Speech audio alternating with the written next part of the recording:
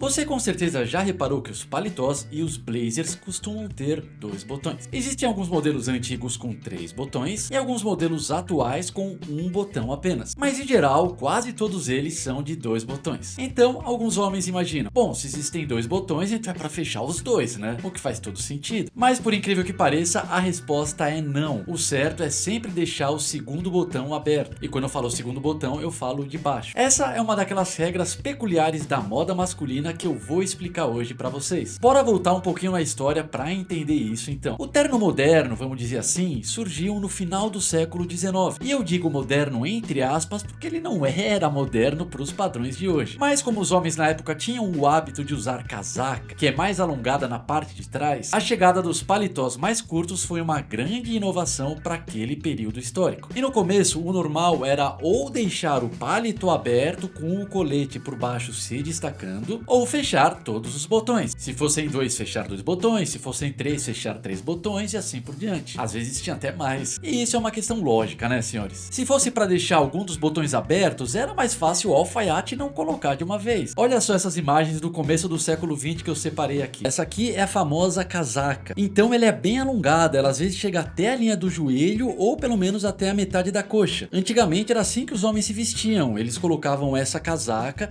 e daí era uma calça de alfaiataria também e muitas vezes um colete. E se a gente analisar, o paletó tem uma estrutura que lembra um pouco. Porque a gente tem na casaca a presença do botão, a gente tem a presença da lapela, só que claro, o paletó é muito mais curto. E é engraçado essas fotos também, né? Os caras usavam muito chapéu naquela época, por uma questão de etiqueta e uma questão prática também, porque vamos lembrar que o carro não existia. Bom, tava começando a existir carro motorizado, mas era raríssimo alguém ter. Em geral, os homens se locomoviam por cavalo ou por carruagem, quem tinha mais grana. E evidentemente a pé também. Então cavalo, carruagem ou a pé. O chapéu então tinha uma função muito importante de proteger o seu rosto do sol, que nem o boné atual, sabe? Que a gente usa para fazer esporte. Então tinha essa funcionalidade de etiqueta e também de proteção do sol. E reparem também na foto aqui, os caras sempre de bengala, mesmo que o cara não fosse muito velho. Aqui, cara, eu não sei, mas eu vou chutar que os caras deviam ter o quê? 35 anos? É que o bigode dá uma envelhecida, né? Quando você vê um cara de bigode, o cara automaticamente ganha 20 anos a mais. Mas eu vou chutar que no máximo o cara vai ter aqui uns 40 anos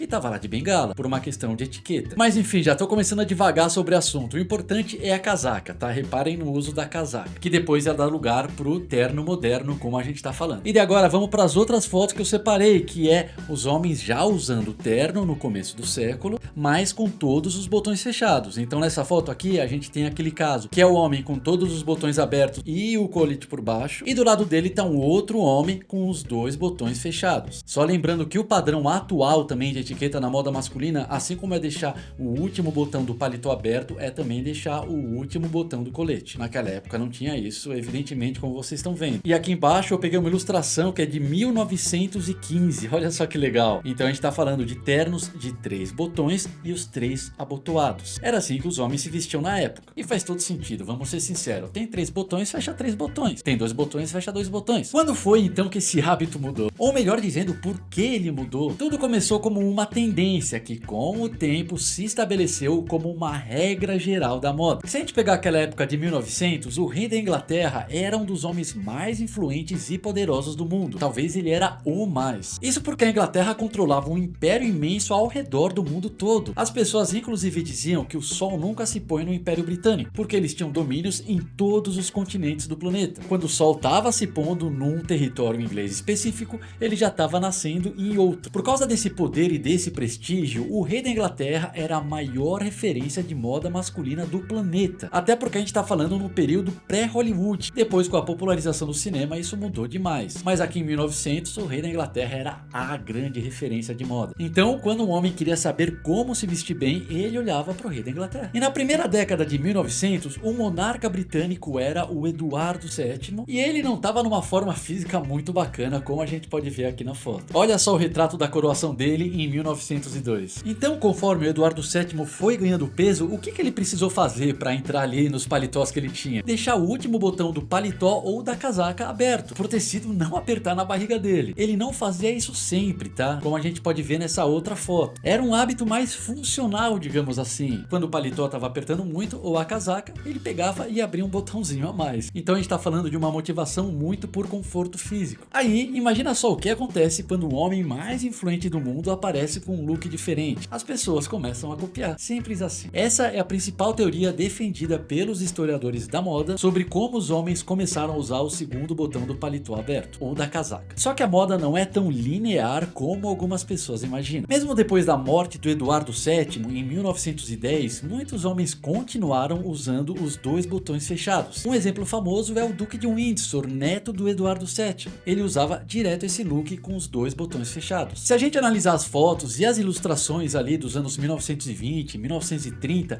ainda era meio dividido. Então alguns homens usavam o botão de baixo aberto, outros usavam fechado. Não tinha uma regra muito definida e é muito do gosto pessoal e da forma física também. A consolidação do último botão aberto, digamos assim, ocorreu mais ou menos na década de 1940. E aqui sim Hollywood teve um papel muito importante. O que acontece é que esse foi um período de transição no mundo, em que os Estados Unidos viraram a grande potência cultural, econômica e fashion do planeta, no lugar da Inglaterra. E daí vamos refletir comigo, os ingleses são mais tradicionais e rígidos como a gente sabe. Então, mesmo com Eduardo VII tendo usado o segundo botão aberto, muitos ingleses continuavam seguindo a etiqueta clássica de manter todos os botões fechados, o que deixa o nosso corpo mais rígido e inflexível dentro do terno. Os americanos, por sua vez, são mais práticos e dinâmicos. Então a abertura do segundo botão, apesar da sua origem aristocrática, ganhou força na moda americana a partir da década de 30 e se fortaleceu na década de 40, porque isso trazia um caimento mais solto, mais moderno e mais confortável para o corpo. Você ganhava mais liberdade de movimento. Então nos Estados Unidos, o segundo botão aberto já estava mais popularizado, e foi nesse período que Hollywood estourou. Aí você imagina todos aqueles novos ícones da moda, que nem o Cary Grant, Clark Gable, Humphrey Bogart, todos eles usando o segundo botão aberto nos filmes e nas premieres. O que aconteceu é que não teve mais volta. Isso virou uma etiqueta da moda social que se mantém até hoje. Se agora no século 21 a gente usa sempre o segundo botão do paletó aberto, então o responsável por isso foi o rei da Inglaterra primeiro, Eduardo VII, e depois os atores icônicos da Hollywood da Era de Ouro. Espero que vocês tenham gostado desse vídeo unindo moda e história. Se vocês tiverem curiosidade sobre o uso ou sobre a origem de outras peças do vestuário masculino, diz aqui nos comentários que aí eu posso fazer um vídeo sobre elas no futuro. E claro, já deixa um like aí para apoiar o trabalho do Moda Masculina no YouTube. Eu sou Pedro Nog, um grande abraço e até o nosso próximo vídeo de amanhã.